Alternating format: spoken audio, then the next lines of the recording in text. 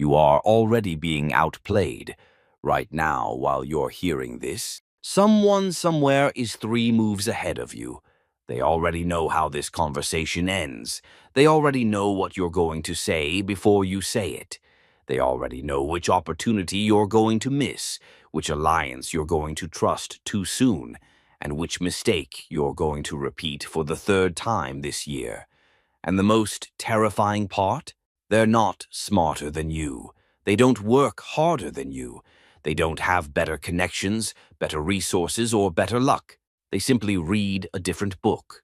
500 years ago, a man sat in a tiny farmhouse in rural Italy, broke, humiliated, stripped of everything he had built over 15 years of political service, and he wrote the most dangerous manuscript in human history. He wasn't writing philosophy.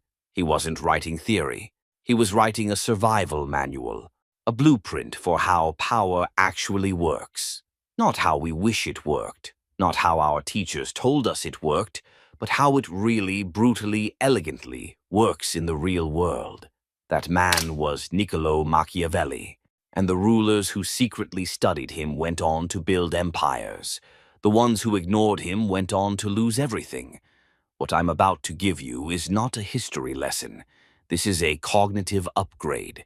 These are 14 laws extracted from Machiavelli's thinking that will fundamentally change the way you see every room you walk into, every negotiation you sit down for, every relationship you invest in, and every enemy you didn't even know you had.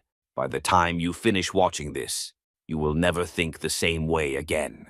That's not a promise. That's a warning. Law number 1. Never reveal your full hand ever. Machiavelli watched princes fall, not because they were weak, but because they were transparent. The moment people fully understand you, you lose your power over them. Mystery is not deception. Mystery is strategy. When people cannot predict you, they cannot prepare for you. When they cannot prepare for you, they are always reacting to you. And the person who makes others react is always the one in control. Think about the most powerful people you've ever encountered in your own life. The ones who made you slightly nervous. The ones you couldn't quite read. There was something about them that kept you paying attention, kept you on your toes, kept you from ever being fully comfortable. That discomfort you felt? That was strategy. They weren't being mysterious by accident. They understood that full transparency is a form of surrender. You hand someone the map to your mind and wonder why they always seem to be waiting for you at the destination. Stop explaining yourself. Stop oversharing your plans. Stop announcing what you're going to do before you do it. Let your results speak. Let your silence speak louder. Law number 2. Control the narrative, or someone else will. Machiavelli understood something that modern propaganda experts rediscovered centuries later. Reality is largely constructed by whoever tells the story first and loudest. It doesn't matter what actually happened. It matters what people believe happened. The prince who allowed others to define his reputation was the prince who died on someone else's terms. You see this everywhere. In business, the company that controls its narrative survives scandals that would obliterate its competitors. In politics, the candidate who defines their opponent first wins. In your personal life, the person who speaks first in a conflict shapes how every mutual friend will perceive what happened. This is not cynicism. This is mechanics. Narrative is a weapon. And like any weapon, refusing to pick it up doesn't make you safer. It just means someone else is armed and you are not. Every single day, you are either shaping how people perceive you or you are letting them shape it for you. Every single day, you are either writing your story or someone else is writing it for you. Machiavelli would tell you that the second option is not humility. It is negligence. Law number 3. Make your enemies need you before they become your enemies. This one is subtle, and it is absolutely lethal in its effectiveness. Machiavelli observed that the smartest rulers didn't destroy their potential enemies. They didn't even avoid them. They entangled them. They made themselves so useful, so necessary, so deeply woven into the fabric of the other person's success that moving against them became self-defeating. Think about this for a second. The most secure position you can ever be in is not one where no one can hurt you. It's one where hurting you hurts them more. That's an entirely different kind of safety. It's not defensive. It's architectural. You're not building walls. You're building dependencies. You're making yourself the keystone that, if removed, collapses the arch. The question you should be asking in every important relationship, professional or personal, is not, how do I protect myself from this person? It's how do I make myself indispensable to this person? Because indispensable people don't get replaced. They get protected. Law number 4. Always let others underestimate you and never correct them. Machiavelli wrote about the strategic value of appearing less than you are. Not weakness, perceived weakness. There is a profound difference. When people underestimate you, they get lazy. They stop watching. They stop preparing. They start making assumptions. And assumptions in any competitive environment are the gaps through which the truly strategic mind walks straight through.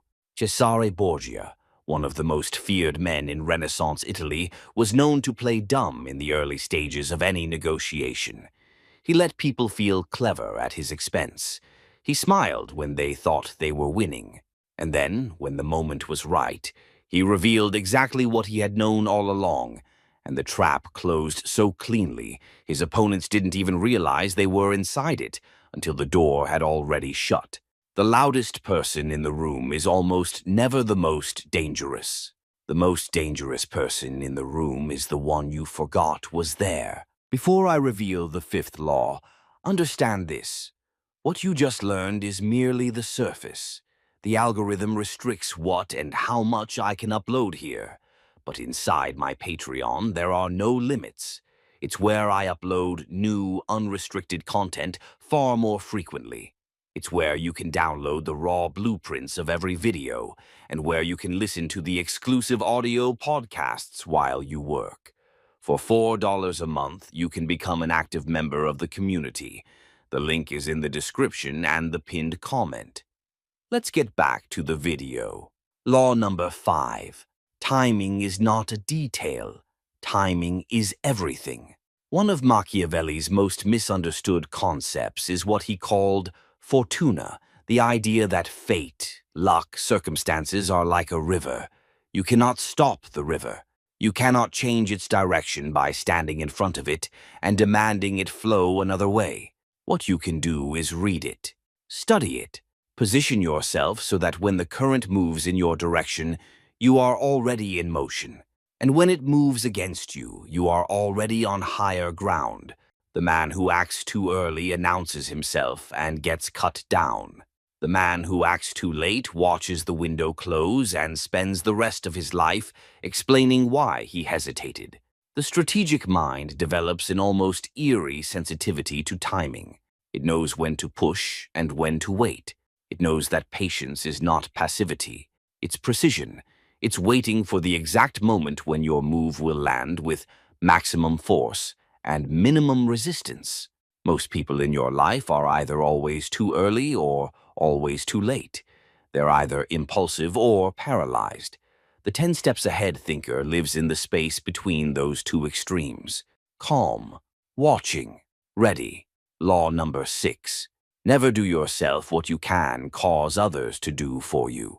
Power is conservation of energy directed toward maximum leverage.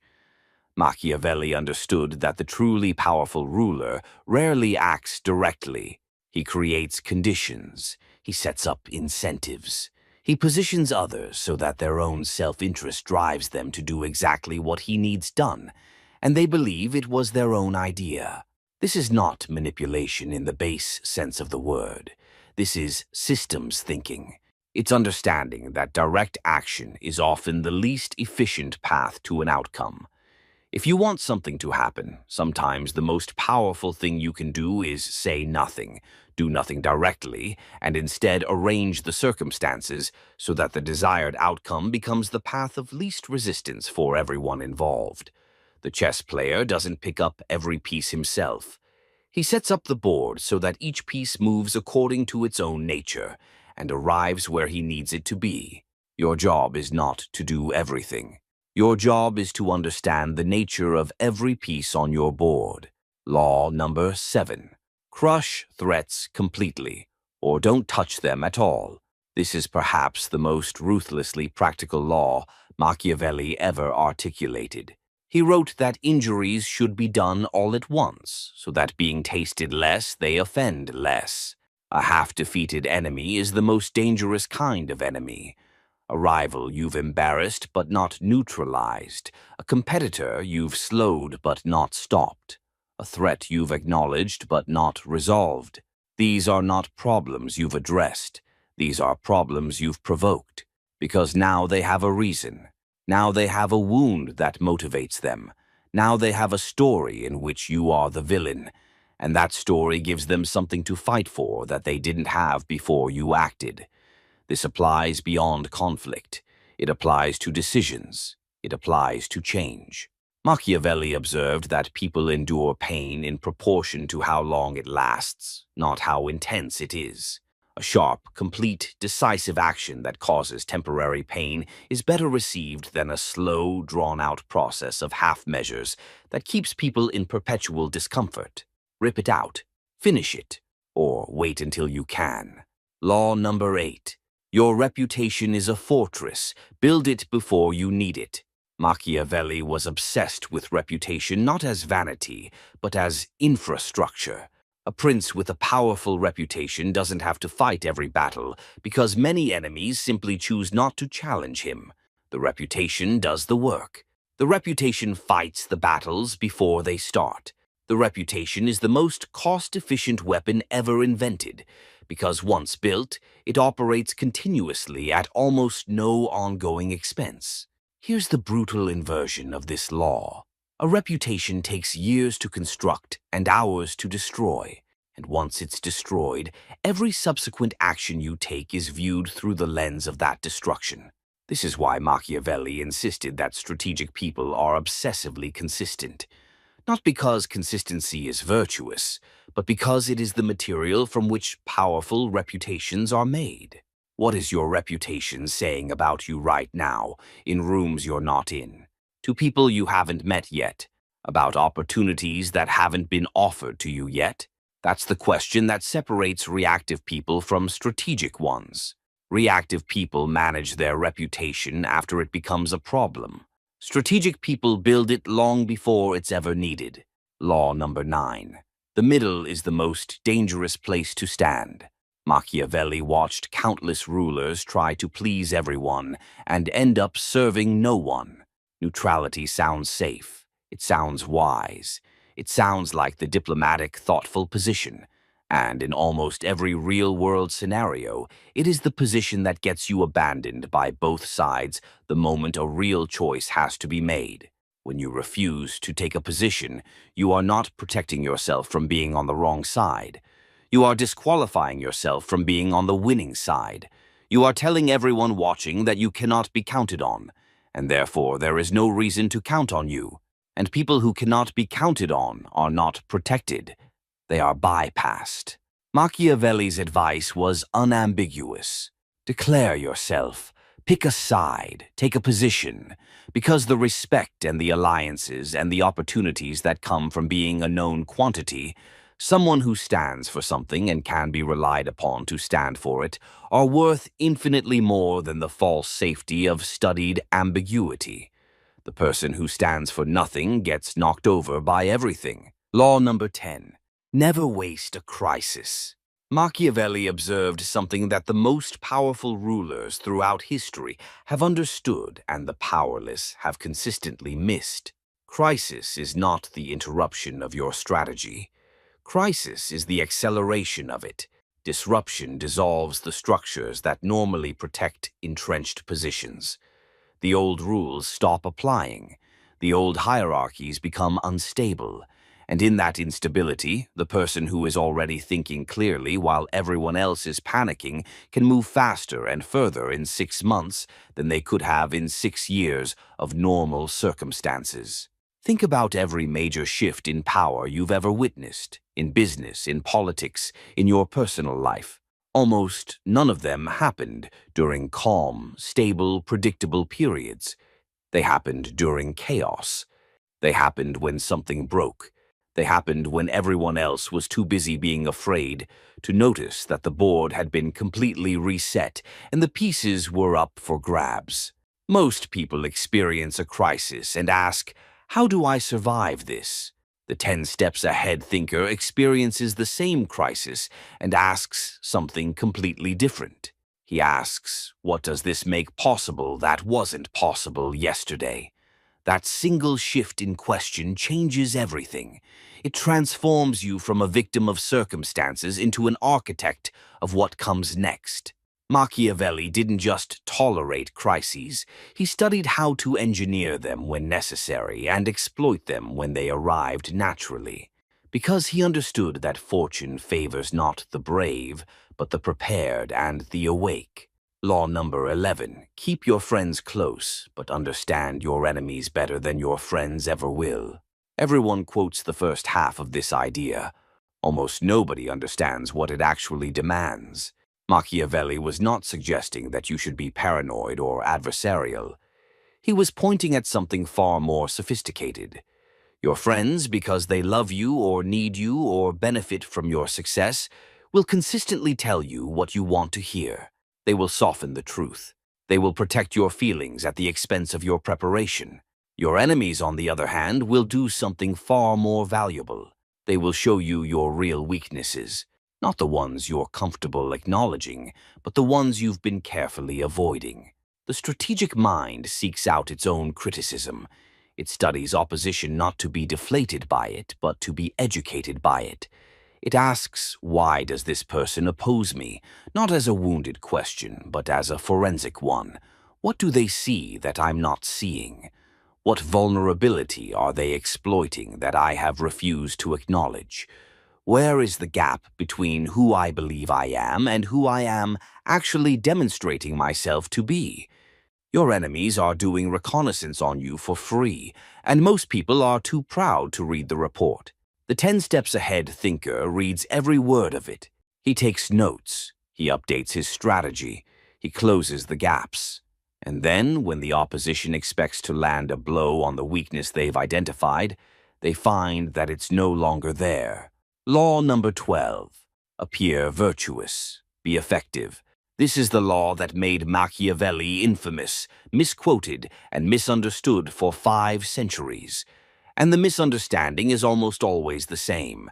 People read this as Machiavelli endorsing pure hypocrisy as a license to be secretly corrupt while performing goodness publicly. That's not what he was saying. What he was observing, with clinical precision, is that the world judges you primarily on perception, and that a leader who is genuinely virtuous but cannot project virtue will be destroyed, while a leader who projects virtue but occasionally violates it in private for strategic necessity will survive and build something lasting. This is not an argument for dishonesty. It is an argument for understanding the terrain you are actually operating in, not the terrain you wish you were operating in. The terrain you are actually operating in is one where humans process information through emotion before reason, where first impressions are almost impossibly sticky, where reputation travels faster than truth, and where the appearance of trustworthiness is a prerequisite for being given the chance to demonstrate actual trustworthiness. You don't get points for being good in secret. You don't get credit for competence that people never see. The world can only reward what it can perceive. Strategic people understand this not as a depressing cynicism, but as a practical clarity. Be genuinely excellent, and be relentless about making sure excellence is visible. Law number 13. Always think in second and third order consequences. This is the one that separates the merely intelligent from the genuinely strategic. And it is the one that most people, including most smart people, consistently fail at. A first-order thinker asks, what happens if I do this? A second-order thinker asks, what happens after what happens? A third-order thinker asks, what happens after what happens after what happens? And Machiavelli, who watched kingdoms collapse from a single miscalculated decision, understood that almost every political catastrophe in human history was the result of someone thinking only one move deep. The prince who raises taxes to fill his treasury is thinking first order. The second order consequence is that resentment builds among the population. The third order consequence is that the population becomes receptive to anyone who promises to lower those taxes, including his enemies. The prince has just funded his own overthrow. Not through malice, not through stupidity, through shallow thinking. You do this too. You make a decision that solves today's problem and creates next month's crisis.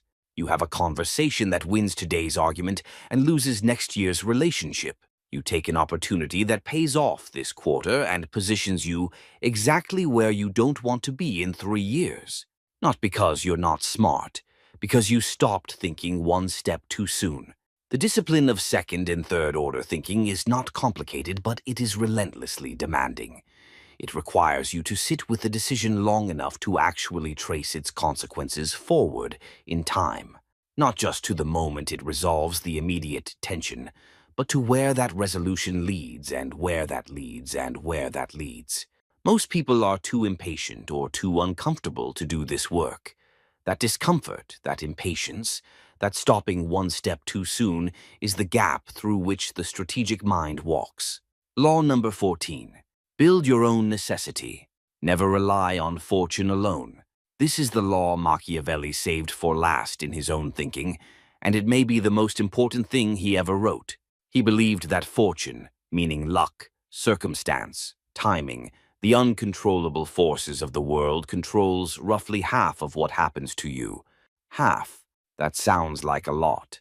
Most people in practice behave as though it controls everything, as though they are passengers in their own lives waiting to see where the road takes them, celebrating when things go well and blaming circumstances when they don't. But the other half, Machiavelli insisted, belongs entirely to you, and it belongs to you through preparation, through the deliberate construction of skills, relationships, options, and capabilities that make you valuable regardless of what fortune does. The prince who is only powerful because of favorable circumstances is one change of circumstances away from powerlessness. The prince who has built genuine capability, genuine relationships, genuine alternatives, is never fully at the mercy of any single circumstance because he has made himself necessary to the world in ways that don't depend on any particular condition remaining true. This is the ultimate expression of thinking 10 steps ahead. It's not about predicting the future. Nobody can predict the future. It's about building yourself into someone who can navigate any future because you are not dependent on a specific one. It's about creating so many options, so many strengths, so many genuine connections that no single door closing can stop you because you've already built 12 other doors. That's all for today, but it's just the start of the conversation. For more such in-depth philosophical lessons, join me on Patreon. Link is below.